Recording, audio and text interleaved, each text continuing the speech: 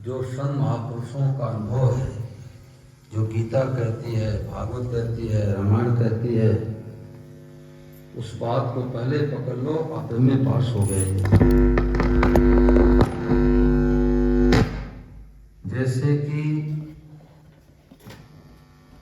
छोटे से बालक को पता नहीं है कि दो दो कितना होता है, और अध्यापक ने कहा कि बेटा 2 2 4 मानो। अब उसको तो अनुभव है नहीं कि 2 2 4 होता है, 3 होता है, 5 होता है, परंतु यदि वो 2 2 4 मान ले तो भी मास्टर हो गया। तब हुआ कि नहीं हुआ? अंत में तो यही अनुभव होगा कि 2 2 4 होगा। तो महाराज जी ने ये शिक्षा दिया कि भाई पूजा पाठ वन यज्ञ गीता रामायण भागवत ये सब ABCD सीखना है। MA पास क्या होना है कि सब रूपम भगवान है। प्रश्न उठता है कि हमें तो दिखाई देते नहीं, हमें तो कुत्ता दिखाई देता है, बिल्ली दिखाई देती है, खंबा दिखाई देता है, स्त्री दिखाई देती है, पुरुष दिखाई देते हैं, हमें तो भगवान दिखाई देते नहीं। तो भाई आंख में मोतियाबिंद हो जाए तो खंबा थोड़े दिखाई देता है, परंतु क्या खंबे का अभाव हो गया? क्या खंबा तो है ही, हमारे आंखों का दोष है। ऐसे राग और द्वेष का मोतियाबिंद हो गया। तो संतों ने उपाय बताया कि आप देखना शुरू कर दो, देवरानी के रूप भगवान, जेठानी के रूप भगवान, सास के रूप भगवान, पति के रूप भगवान। इस बात को मानते ही शांति, और नहीं तो खून खोलता है कि देवरानी होकर के हमारे को गाली कैसे दे दिया। अब जीवन भर डिप्रेशन में रहेंगे। नौकर 20 लाख रुपए लेके क्यों भाग गया? घाटा नफा आदर निरादर ये तो होगा ही होगा। भरत जी महाराज जब ननिहाल से आते हैं, उनको पता लगा कि भैया राम 14 वर्ष के लिए जंगल चले गए, पिताजी का शरीर नहीं रहा, तो बड़े दुखी हो जाते हैं। तो वशिष्ठ जी महाराज उनको समझाते हैं कि सुनहु भरत भावी प्रबल, सुनहु भरत भावी प्रबल, बिलख कहूँ मुनिनाथ, हानि लाभ जीवन मरण, जस अपजस विधिहा। भरत जी महाराज, ये 6 चीजें विधाता ने अपने हाथ में ले रखा है, मनुष्य का हाथ में नहीं है। व्यापार में नफा होगा कि नुकसान होगा, ये भगवान के हाथ में है। अगर व्यापारी को पता लग जाए कि घाटा होगा तो व्यापार करेगा ही नहीं, परंतु नफा नुकसान उसके हाथ की बात नहीं है, उसके कर्म प्रारब्ध के अनुसार होता है। हानि लाभ जीवन मरण, कौन जन्मेगा कौन मरेगा, ये भगवान का विधान है। हानि लाभ जीवन मरण, जस अपजस। व्यक्ति तो अच्छा काम करने के लिए जाता, उल्टा यश मिलता है। तो मनुष्य के हाथ में क्या है कि मनुष्य के हाथ में बढ़िया से बढ़िया काम करना। कर्मणे वाधिकारस्ते मां फलेश कदाचन। हम बढ़िया से बढ़िया काम करें, ये हमारे हाथ की बात है। करना मनुष्य के हाथ में है, होना भगवान के हाथ में है। जैसे व्यापारी व्यापार करता है, नफा भी होता है, नुकसान भी होता है। एक सज्जन हैदराबाद के मिले, पढ़े लिखे, तो उन्होंने कहा कि 5 लाख रुपए गाड़ी में लिया, अब तो इंश्योरेंस वाले हाथ के हाथ कर देते हैं। और बोले 5 लाख रुपए गाड़ी लेके आ रहा था और एक्सीडेंट हुआ और पूरा का पूरा नुकसान हो गया, 1 रुपये भी नहीं मिला। अगर उनको पता लगता कि एक्सीडेंट होने वाला है तो गाड़ी लेते या निकालते सड़क पर, अपने हाथ की बात नहीं। तो व्यापारी व्यापार करता है, नफा नुकसान होता है। खेती किसान करता है, होता है? नहीं होता। अब क्या जरूरी है कि 40 किलो गेहूं खेत में डाल के आ गया तो 8 कुंतल 10 कुंतल गेहूं पैदा कर लेगा? हाथ की बात है क्या? बिल्कुल हाथ की बात नहीं। अति वृष्टि हो जाए, ओला पड़ जाए, सूखा पड़ जाए तो जितना खेत में अनाज डाला उतना भी नहीं आएगा।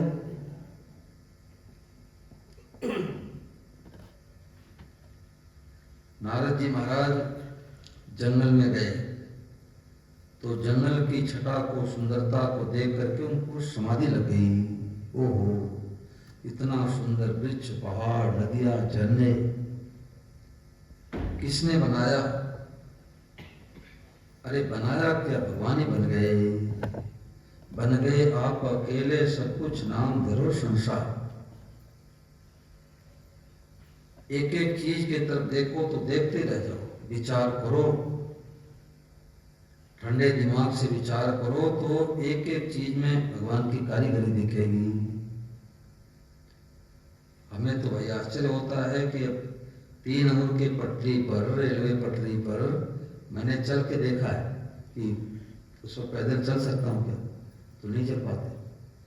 और उस पर हजारों आदमी को लेकर के रेलगाड़ी दौड़ रही है। तो अब मनुष्य की कितनी बुद्धि है, तो मनुष्य को बनाने वाला कितना बुद्धिमान होगा? विचार करो। सुंदर संसार बोलो किसने बनाया, ऐसी कारीगरी देख कौन ना लुभाया। सुंदर संसार बोलो किसने बनाया, मीठे मीठे आम और केले उगाए, छिलके से पैक किया लोग इसे खाए। मीठा खट्टा स्वाद बोलो कहाँ से आया, सुंदर संसार बोलो किसने बनाया। गाय को खिलाते हैं हरा हरा चारा, आता सफेद दूध कभी क्या बेचारा। शिशु हेतु दूध माँ में किसने बनाया, सुंदर संसार बोलो किसने बनाया। ऐसी कारीगरी देख कौन ना लुभाया। घर में रंग रोशन किया रंग छूट जाए, मोर पंख ऐसा कभी चमक न जाए। चित्रकारी करने वाला नाम ना छपाया, सुंदर संसार बोलो किसने बनाया। बिजली गांव शहर में आई फिर जाएगी, किसी ने सुना कि आज हवा नहीं आएगी। भूला कभी नहीं हवा जिसने चलाया, सुंदर संसार बोलो किसने बनाया। सोचा कभी कौन जो पचाता है भोजन, नाड़ियों में खून बहे आंखों में रोशन। कान से सुनाया दिल कौन धड़काया, सुंदर संसार बोलो किसने बनाया। बिजली गांव बिजली का टैक्स देते मीटर लगाई, सूरज का टैक्स बोलो किसने चुकाई। चुकाओ सूरज का टैक्स भाई। सूरज का टैक्स बोलो किसने चुकाई, ऐसे कारीगर को क्या अपना बनाया।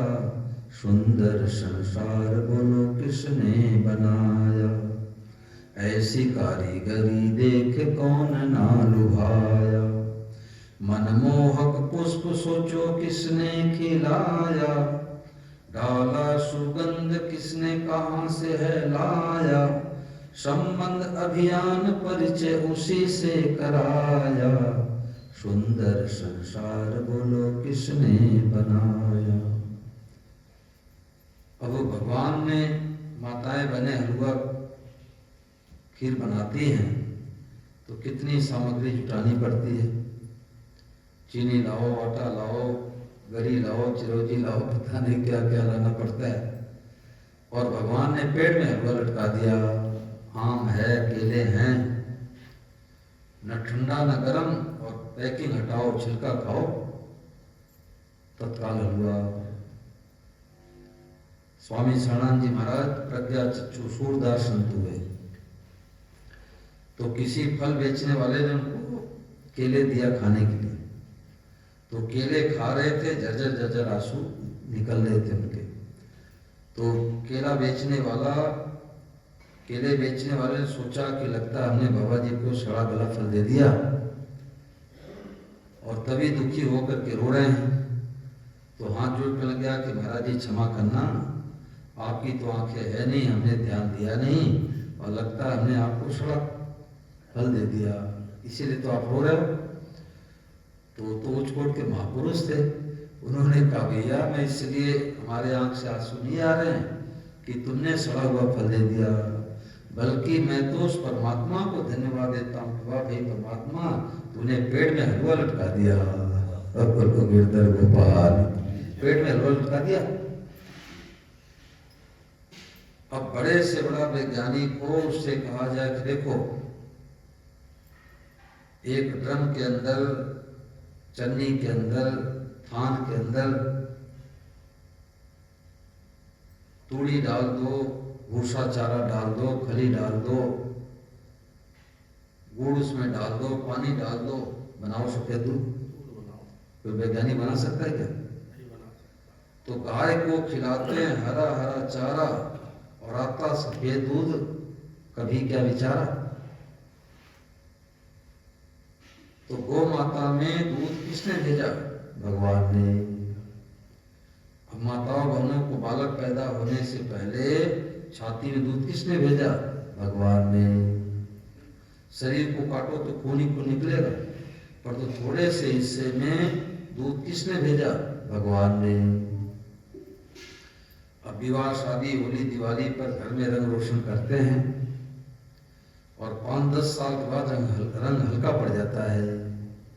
अब विचार करो कि मोर का पंख है, नागौर की तरफ हम लोग जाते हैं, स्वामी महाराज जन्मभूमि की तरफ, तो उधर 100-150 मोर एक साथ में, उधर मोर के दर्शन बहुत होते हैं। हमारा गोपाल बहुत राजी होता है, बच्चा तो देख के राजी हो गई।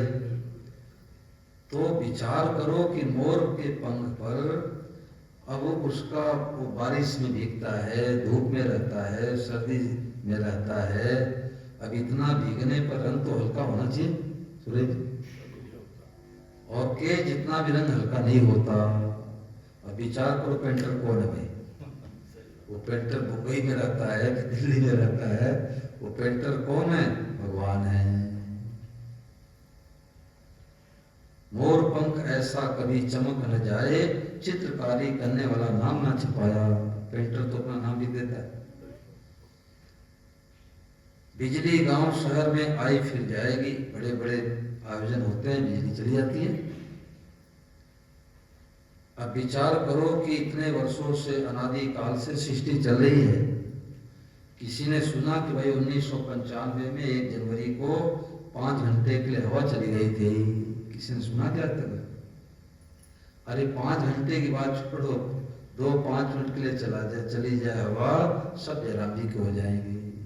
कौन ऐसा मालिक है, कौन ऐसा व्यवस्थापक है जिससे कभी भूली होती नहीं? उसका नाम भगवान है। सोचा कभी कौन जो बचाता है भोजन? मित्र का फोन आता, क्या कर बोल? भोजन कर रहा हूं। अब भोजन करके तो 5 घंटे 6 घंटे खूब सो जाते हैं। अब उस भोजन को बचाता कौन है?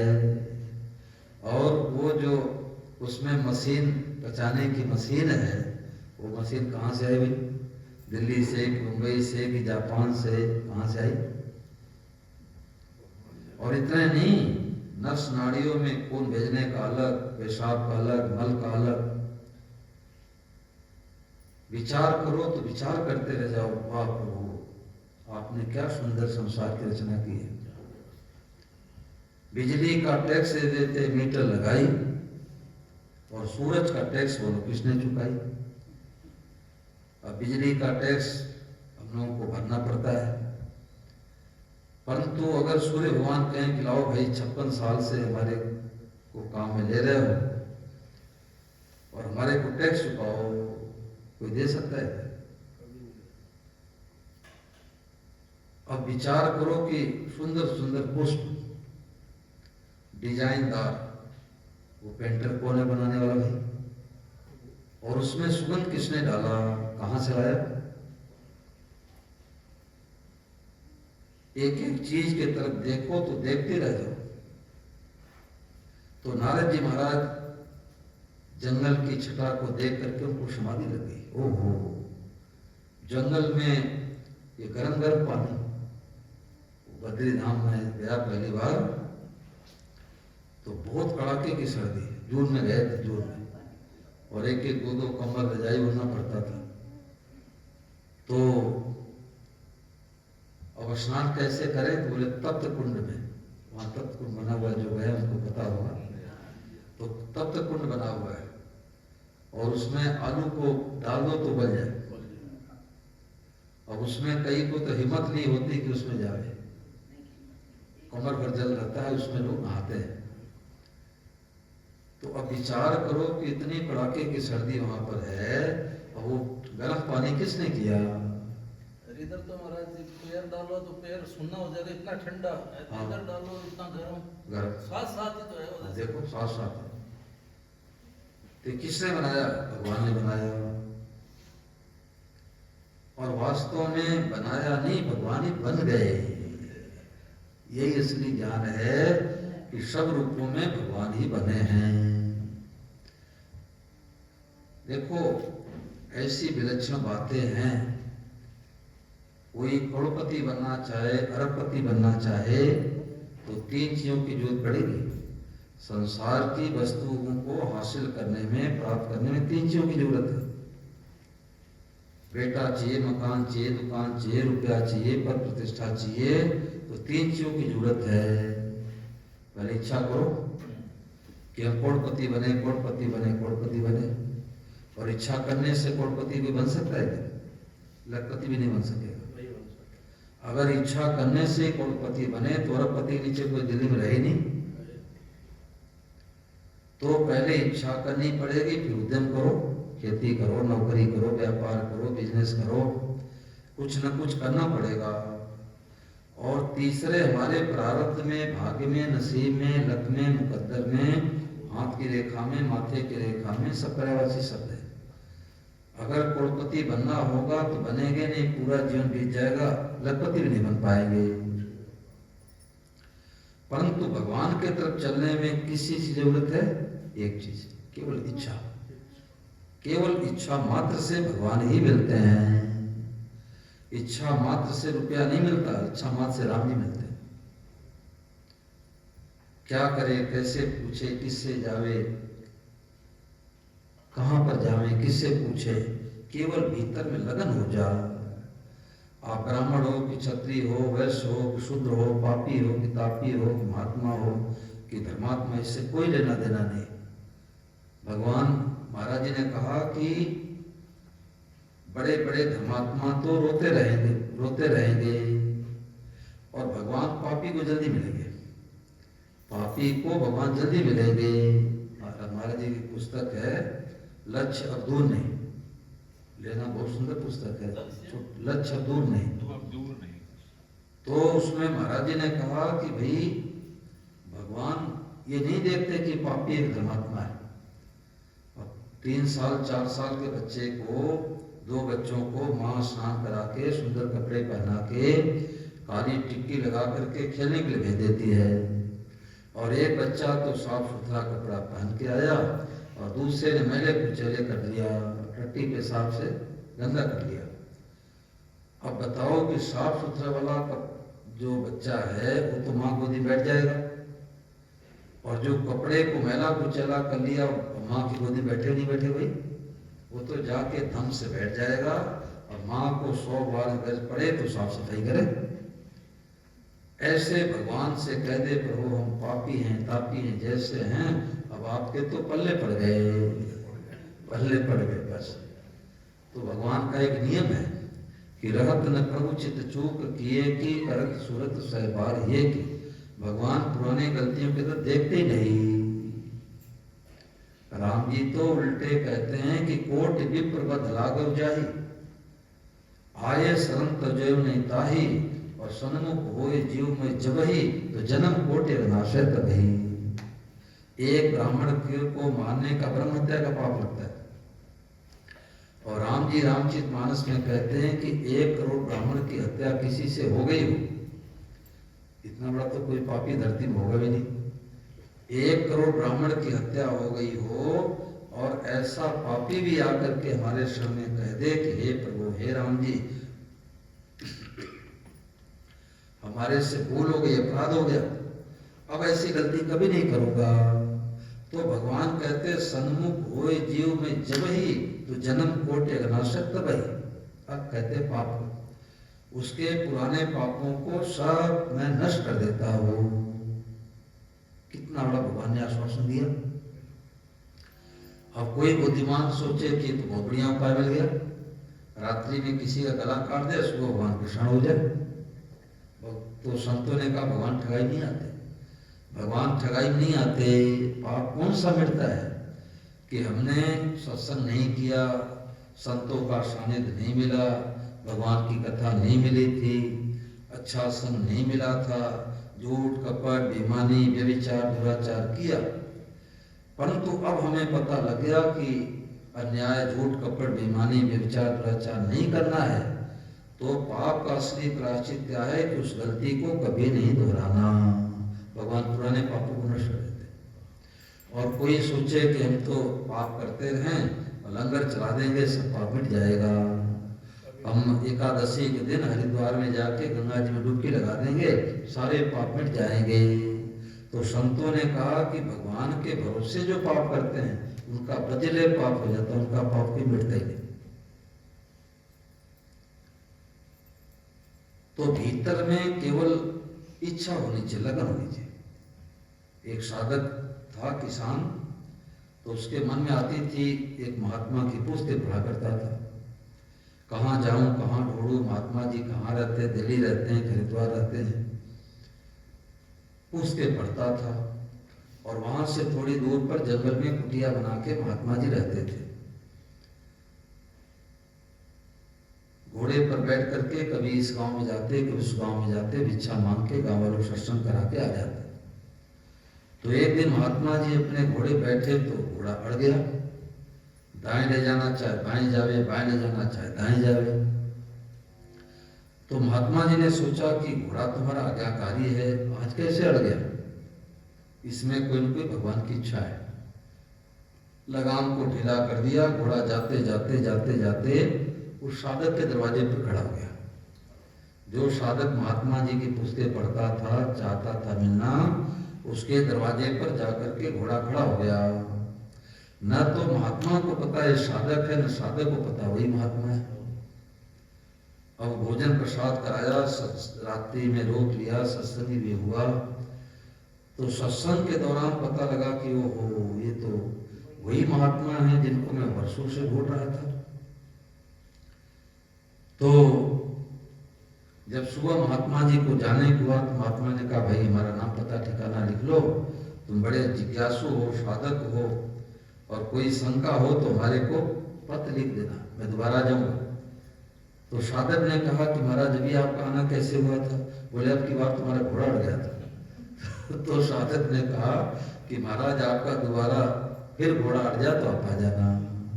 यानी साधक के अंदर उत्कट अभिलाषा होती है, लगन होती है, तो संतों का घोड़ा अड़ जाता है।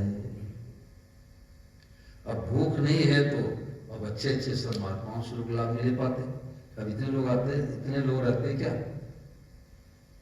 सुखिया सब संसार है, खावे और सोवे, और दुखिया दास कबीर हैं, जागे और रोवे। खूब बढ़िया ऐसी कूलर पंखा लाइट है, बिजली गाड़ी मोटर रुपया खूब है, भगवान की जरूरत ही क्या है? अब भगवान की जरूरत ही क्या है? भूख तो भोगों की है, भूख तो रुपए की है, अब बीच भगवान कूद के क्यों आई हुई? रुपए की भूख होती है तो टिफिन पत्नी लगा के देती है और शाम को भरा का भरा वापस आ जाता है। ये है रुपए की लगन। बोलो होता है नहीं होता? कोई कपड़े के या किसी चीज का व्यापारी हो और टिफिन तैयार करके पत्नी देती है और शाम को वही टिफिन लेकर के आता है और पत्नी सोचती है कि टिफिन को धुलाई साफ करके रख दो। अब देखती है कि इसमें तो पूरा का पूरा भोजन बनाता, तबीयत तो ठीक है। बोले इतने ग्राहक आ गए, इतने ग्राहक आ गए कि रोटी खाने का समय नहीं मिला। कभी ऐसा होता है कि भगवान के नाम का माला फेंकते हुए और महाराज जी की पुस्तकें पढ़ते हुए हमें समय नहीं मिला कि रोटी खाओ, तो ये होता है क्या भाई? मतलब ही नहीं। बीकानेर में सत्संग हो रहा था स्वामी महाराज जी, तो बीकानेर में सेठ लोग 5-10 गाड़ियां लगा देते, बस 15-25 किलोमीटर दूर से 5 ही प्रार्थना लोग चल करके आते हैं। और वहाँ सर्दी बहुत पड़ती है, गर्मी बहुत पड़ती है। चूरू बीकानेर की तरफ गर्मी में गर्मी खूब पड़ती है, सर्दी में सर्दी खूब पड़ती है। तो महाराज जी के 5 की प्रार्थना में लोग आते और 5:55 तक महाराज जी प्रवचन सुनाते। वो फीता वाला कैसेट था, तो आधे घंटे का 2 दिन का मिला के एक प्रवचन तैयार होता था महाराज जी का। 2 दिन का प्रवचन एक ऑडियो में तैयार होते थे। तो एक लड़का 8 किलोमीटर दूर से लगभग साइकिल चला के आया, लगभग 8 किलोमीटर दूर साइकिल चला के आया। तो महाराज जी का नियम था कि जैसे 5 बजे का शंख बज गया तो दरवाजा बंद, बाहर वाले बाहर रहे, भीतर वाले भीतर रहे। महाराज जी कहते ट्रेन पकड़ने के लिए तो आधे घंटे पहले पहुंचते हो, 10 मिनट पहले पहुंचते हो, और सत्संग में 10 मिनट लेट कर पहुंचते भाई। इसका मतलब है कि अभी लगन नहीं है। ट्रेन पकड़ने के लिए 10 मिनट बाद लेते पहुंचे थे, ट्रेन मिले क्या? लाख काम हो, सब काम छोड़ के पहले पहुंच जाएंगे। तो वो लड़का आया, उसको 1-2-4 मिनट विलंब हो गया, तो बाहर बैठ के सुना, माइक लगा रहता था। तो जब महाराज जी पीछे दरवाजे से निकले सत्संग करा करके, तो गया प्रणाम करने के लिए। तो महाराज जी समझ गए कि बाहर से सुना है, तभी तो इतनी जल्दी आ गया। तो महाराज जी उसको डांट के बोले कि तू पुराना साधक है, पुराना सत्संगी है और समय का ध्यान नहीं देता। तो रोने लग गया। उसने कहा महाराज जी हमारा घर 8 किलोमीटर दूर है, लगभग 8 किलोमीटर दूर से मैं आया हूँ, कोयला है, धुंध पड़ा हुआ है, सर्दी है, साइकिल से आता हूँ। तो महाराज जी को बहुत असर पड़ा इस बात का। दूसरे सत्र में महाराज जी ने सुनाया कि उस भाई को सबसे ज्यादा लाभ होगा जिस भाई ने सर्दी के दिनों में साइकिल चला करके और 8 किलोमीटर दूर आया है, उस भाई को सबसे ज्यादा लाभ होगा। क्यों? क्योंकि उसने टैक्स चुकाया है, टैक्स चुकाया है।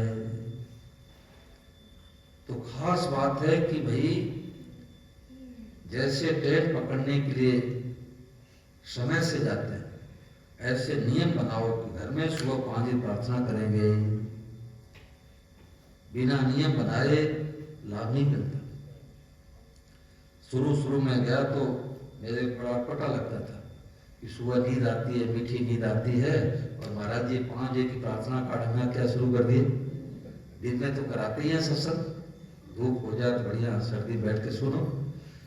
परंतु महापुरुषों की बड़ी दूरगामी दृष्टि होती है कि 5 बजे की प्रार्थना करनी है तो 4 बजे भोर में उठना ही पड़ेगा, और नहीं सोते रहो, 6 बजे तक सोते रहो। एक बार नारद जी महाराज जी गांव से निकल रहे थे तो एक साधक जी मिली के एक पेड़ के नीचे बैठ के माला फेर रहा था 10 सालों से। उसने देखा रे हमारे गांव से तो नारद जी महाराज गुजर रहे हैं, बीड़ा लेकर के नारायण नारायण करते हुए दौड़ के गया, चरणों में प्रणाम किया। अरे नारद जी महाराज रुको, हमारे गांव में कहाँ जा रहे हो? नारद जी ने कहा भाई बहुत जरूरी काम से मैं तो भगवान के पास जा रहा हूँ, वैकुंठ धाम। अच्छा भगवान पास जा रहे हो? बोले हाँ, कोई काम हो तो बताओ।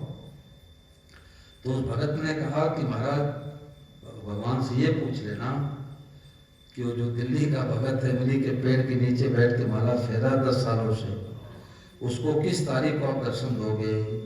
नारद जी ने कहा ठीक है मैं पूछ लूंगा, और 5वें दिन जो वापस आऊंगा तो बताते हुए जाऊंगा। अब नारद जी चलते चलाते पूछ बैठे कि महाराज जो दिल्ली का जो भगत है और 10 सालों से बैठ के माला फेर रहा है इमली के नीचे, किस तारीख को दर्शन दोगे?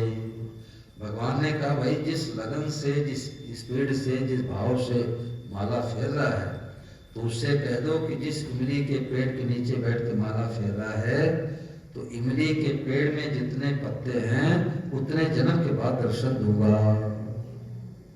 अब नारद जी तो सिर खुजलाने लगे, जो भगत थोड़ा माला फेर रहा है वो भी खुटी बटान देगा।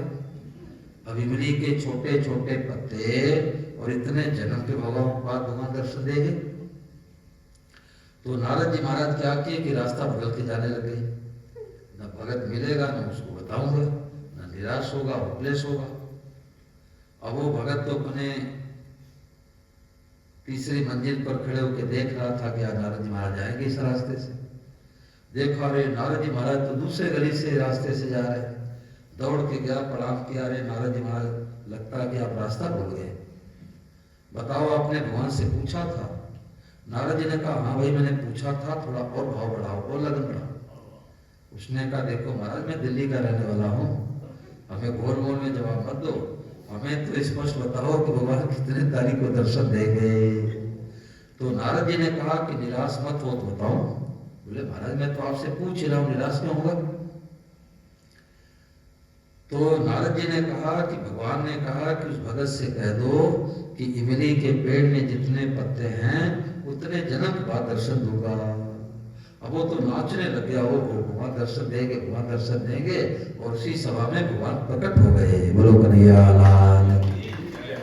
नारद जी महाराज कहने लगे कि महाराज हमारी फजीती क्यों कराते हो? आपके यहाँ भी झूठ कपट चलने लग गया क्या? हमारे से तो बोले कि इमली के पेड़ में जितने पत्ते उतने जन्म के बाद दर्शन होगा, और हमारे पीछे पीछे आ गए दर्शन देने के लिए, आप भी झूठ बोलने लगे। भगवान ने कहा नारद जी महाराज आप नाराज क्यों होते हो?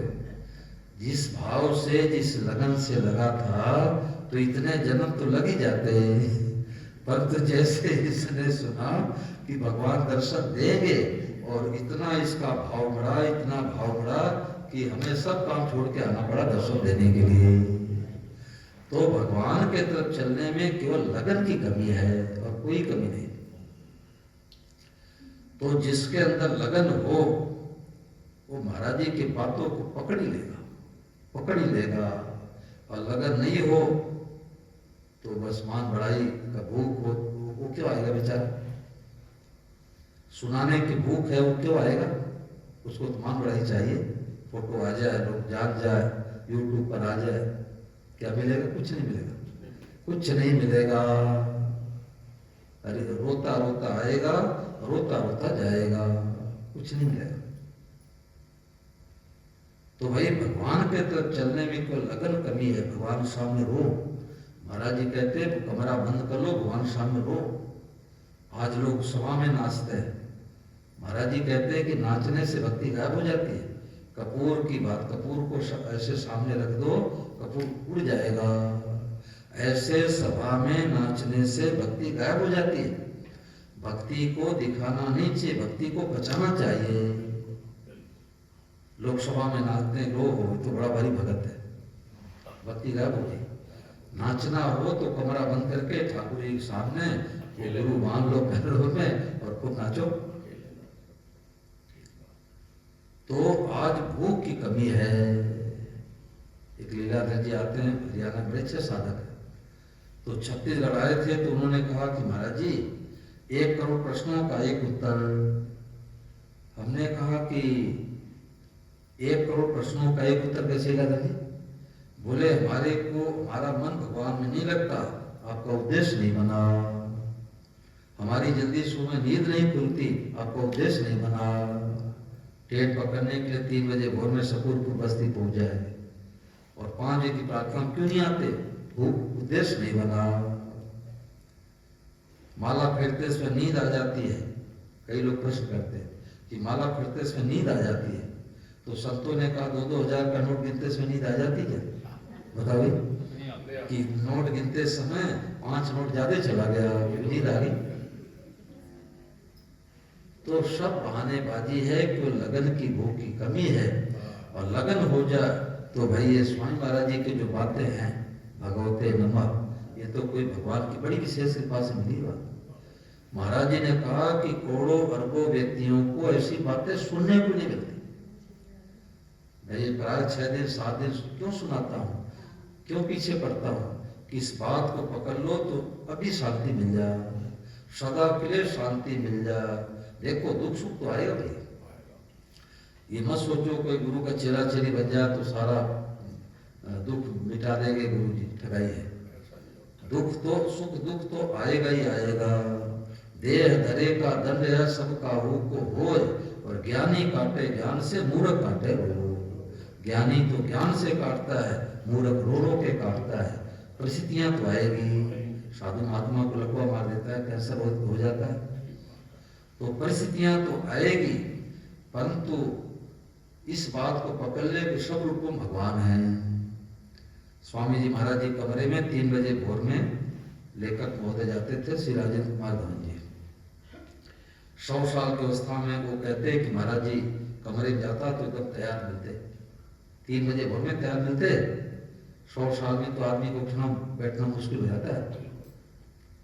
तो जब उन्होंने कहा कि जब मैं कमरे में गया तो महाराज जी खूब हंस रहे थे, आंख बंद करके हंस रहे थे, आंख बंद करके हंस रहे थे। तो जाके खड़े हो गए चुपचाप। तो जब महाराज जी ने आंखें खोली तो इन्होंने प्रणाम किया। तो महाराज जी ने पूछा कि तू कैसे आया? बोले महाराज जी समय हो गया, 3 बज गया, मैं आ गया। बोले पूछ, कोई बात पूछ। तो उन्होंने पहला प्रश्न किया कि महाराज जी पहली बात तो ये है कि आज आप बहुत प्रसन्न हैं, क्या बात है? तो महाराज जी ने कहा कि हमारे पेट में मरोड़ा है, पीड़ा हो रही है, तो पीड़ा के रूप में भगवान ही आए हैं। गोपाल, ये महापुरुषों का ज्ञान है कि पीड़ा के रूप में भगवान आए हैं। अब हम लोगों की पीड़ा होती है तो है भैया है पप्पा करते हैं, चिल्लाते हैं, और महापुरुषों की पीड़ा हो रही है, परंतु वो कह रहे वाह वाह पीड़ा के रूप में भगवान आए हैं। सब रूपों भगवान है, तो बुखार के रूप भगवान, पीड़ा के रूप भगवान। महाराज जी भिक्षा लेने के लिए गए तो एक माता जी ने कहा महाराज जी बुखार है। बोले भगवान ही आए बुखार बन के, भगवान ही बुखार बन के आए हैं। तो बोले महाराज क्या करो? बोले इसको भोग लगाओ, दवाई का भोग लगाओ। बोले अगर ये चले जाएंगे तो महाराज जी ने कहा मैं भिक्षा लेने के लिए आया हूँ, तो तुम ये सोच करके भिक्षा नहीं दोगे कि भिक्षा दोगे तो महाराज जी चले जाएंगे। अब भिक्षा देना तुम्हारा काम है, मैं बैठ के पाऊँ चाहे जाके पाऊँ। तो सब रूपों में देखो जितने लोग बैठे हैं, सुबह की प्रार्थना में वही आते हैं जिसके अंदर लगन हो, भूख हो, नहीं तो नहीं आ सकते। नींद आलस का प्रमाद का त्याग नहीं कर सकते। तो एक दीपक से करोड़ों अरबों खरबों दीपक जल सकते हैं। तो यहाँ तो इतने 20-30 बैठे हैं लोग, लगभग 40 लोग बैठे हैं। तो सब लोग इस बात को पकड़ के जाओ, एक ही बात पकड़ लो, एक ही बात पकड़ लो कि स्वामी महाराज जी ने कहा कि जो दिखाई दे सब रूप भगवान है, और सबको भगवते नमः मनी मन करो। अब कोई मुसलमान भाई दिखेंगे, आप बोल के करोगे भगवते नमः तो चिढ़ेगा कि हमारे को चिढ़ा रहे हैं, और मनी मन कर लो। अहित किसी का नहीं चाहना है, बैर किसी से नहीं करना है। हाँ कोई गलत काम करता है विरोध करना है, विरोध तो माँ बेटे में हो जाता है। बच्चा रोटी खा लेता है और कहता है माँ खेलने का मन कर रहा है, स्कूल जाने में नहीं मन कर रहा है, तो माँ थप्पड़ नहीं लगाती क्या, जा स्कूल। तो विरोध तो माँ बेटे में हो जाता है। पति शराब पी करके आता है तो पत्नी विरोध करती है। विरोध तो करना चाहिए, बैर नहीं करना है। आज हमें पता लग गया कि अरे भाई सब रूपों भगवान हैं, और सबको देख करके भगवते नमः कहे। इसमें कोई बात पूछो, 5 मिनट और सत्संग चल जाए। बर्ताव तो अलग करना पड़ेगा। एक माता जी पूछ रही थी ना कि महाराज जी आप कहते हो घर में कुत्ता मत पालो, क्यों? आप कहते हो कुत्ता भगवान, बिल्ली भगवान, गाय भगवान, आप कहते ही हो। तो मैंने कहा भैया सर भी तो भगवान है, कितना सुंदर चमकीला लग रहा है, घर में पालो। उल्टी बुद्धि। गीता मोह ऋषि केस में एक कोई माई इधर से आके बीड़ी पी रही थी, बीड़ी, कोई मजदूरी इधर से आके बीड़ी पी रही थी। तो किसी सत्संगी ने कहा कि अरे तो बीड़ी पीती है? तो उसने कहा महाराज जी स्वामी महाराज कहते तो हैं सब भगवान है, तो सब भगवान, बीड़ी भगवान है। तो साधक स्वामी महाराज जी से बोले कि महाराज जी आप सुनाते हो पर तो लोग समझ नहीं पाते। तो महाराज ने कहा क्यों? बोले कि माई बीड़ी पी रही थी, मैंने कहा कि बीड़ी क्यों पी रही हो? तो उसने कहा स्वामी महाराज कहते हैं सब भगवान है, बीड़ी भगवान है। तो महाराज ने कहा बिल्कुल ठीक बात करी भाई, बीड़ी भगवान है तो कैंसर बन के भगवान ही आएंगे। गुटखा भगवान है तो कैंसर बन के भगवान आएंगे। तो मानने में सब भगवान और बर्ताव अलग करना है। कोई बात पूछो इसमें। पूछो जी। बताओ। स्वामी जी आपने कहा कि गलत बात हो तो वैर मत पालो, लेकिन विरोध करो। विरोध करो। हाँ। अगर विरोध करने में वो इंसान जो अपना हो चाहे पराया नाराज हो रहे तो क्या हो? सारे संसार को कोई राजी कर ही नहीं सकता। अच्छा। सारे संसार को कोई राजी नहीं कर सकता। इसलिए आप तो अपने नियम धर्म पर पक्के रहो। कोई नाराज हो तो आप क्या कर सकते हो? और मोदी जैसे प्रधानमंत्री मिलना मुश्किल है, नहीं मिलेंगे। फिर भी लोग पीछे पड़े रहते हैं। अब उसका क्या इलाज है? बोलो, इतना त्याग में जीवन मिलेगा क्या?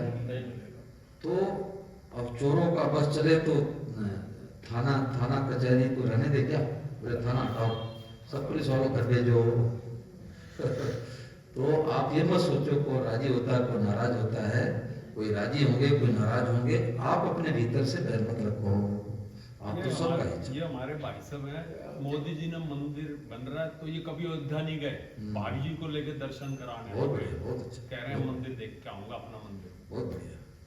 तो खास बात क्या पकड़ना है कि जो दिखाई दे, जोर से बोलो एक बात पकड़ लो कि हर्ष विहार में भागवत कथा हुई थी और सब रूपों भगवान हैं। स्वामी जी राम सुखदास जी ने बातें बता दी। और बैर किसी से नहीं करना है, दुख किसी को नहीं देना है, गाली किसी को नहीं देना है, अपमान किसी का नहीं करना है। अब प्रश्न उठता है कोई हमारा अपमान करे तो हमारे पुराने पाप नष्ट हो रहे हैं। आप राजी हो जाओ, पुराने पाप नष्ट हो रहे हैं। और धीरे धीरे धीरे धीरे जो आपसे बैर करने वाले हैं उनका बैर मिट जाएगा। आप अपना बैर मिटा लो तो उनका बैर मिट जाएगा। स्वामी स्वानंद जी महाराज से किसी ने कहा कि महाराज जी हमारे पड़ोसी ने हमारे को पीट दिया, हमारे पड़ोसी ने हमारे को पीट दिया। तो उन्होंने कहा कि तुम्हारे मन में उसको पिटाई करने की आती थी क्या? बोले मेरे मन में आती थी। तो उन्होंने कहा कि तुम्हारे से तगड़ा था, उसने तुम्हारे पीट दिया। तुम्हारे अंदर बैर था तो उसने बैर निभा दिया। तो कहने का तात्पर्य कि भाई हम किसी का हित नहीं करेंगे, दूसरा हमारे को कोई घाटा को न पहुंचावे, हाथी बात नहीं है। कोई गाली न देवे, हाथी बात नहीं है। अहित न करे, हाथी बात नहीं है। परंतु हम किसी का हित नहीं करेंगे, हम किसी को गाली नहीं देंगे, हम किसी का अपमान नहीं करेंगे, ये अपने हाथ की बात है। और अपने हाथ की जो बात है उसी का नाम धर्म है, वही जिम्मेवारी है। सारी दुनिया मिलकर के हमारे से बैर करे, हमारे बंधन नहीं होगा, हम किसी से बैर नहीं करेंगे। ये बात बोलो गिरधर गोपाल की।